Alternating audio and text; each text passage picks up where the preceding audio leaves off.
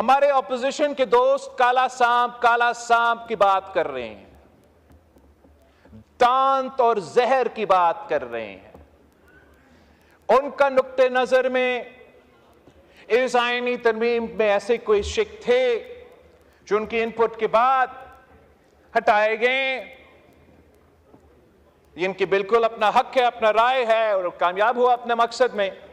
मेरी नजर में इस पार्लियामान के लिए, इस आईन के लिए, इस जमहूरियत के लिए जो काला सांप, जो दांत रखने वाला जहर वाला काला सांप जो इस पूरा पार्लियामान के इर्द गिर्द घूम रहा है, इस पार्लियामान पे हमला करते आ रहा है, इस पार्लियामान के अफेयर्स में मुदाखलत करते आ रहा है, जिसने एक नहीं, मैं गिन नहीं सकता हूं कि कितने वज़ीर आज़म को फारिग करवाया, वो काला सांप हमारा इफ्तिखार चौधरी वाला अदालत है।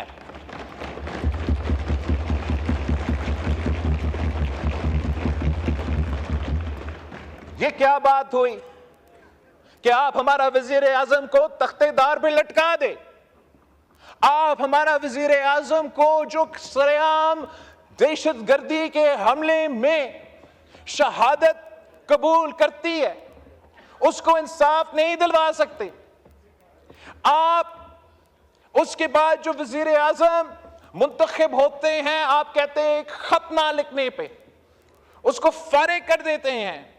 उसके बाद दूसरा वजीर आजम को कहते हैं कि आपने अपना बेटा से 10,000 दरम नहीं लिया, आपका 2 दहाई अक्सरियत है, मगर हम 5 जज साहब कलम के जरिए आपको फारिग करते हैं। हमने 58(2) भी खत्म किया तो अदालत ने सादिक और अमीन के जरिए वो 58(2) भी वापस अपने पास ले लिया।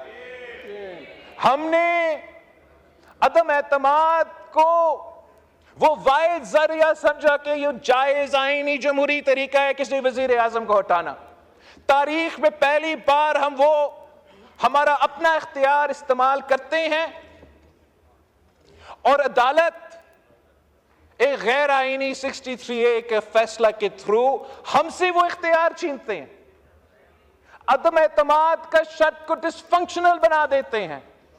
तो इसका मतलब क्या कि फौजी जनरल को इजाजत वजीर आजम को हटाना, काला कोट पहनने वाला को इजाजत वजीर आजम को हटाना, मगर इस हाउस के नुमाइंदे जो पाकिस्तान के अवाम के मुंतखब नुमाइंदे हैं, उनके पास ये इख्तियार नहीं, उनका वोट गिना नहीं जाएगा, वो नाअहल होगा।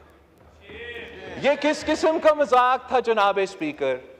ये क्या चाह रहे थे कि हम अपने हाथ पे हाथ बैठ के ये तमाशा, ये मजाक देखते रहते? हम पे फर्ज था, हमारा ये जिम्मेदारी था बेहैसियत सियासतदान, बेहैसियत पार्लियामान के मेंबरान, कि हम अपना हाउस का, पार्लियामान का अथॉरिटी असर्ट करते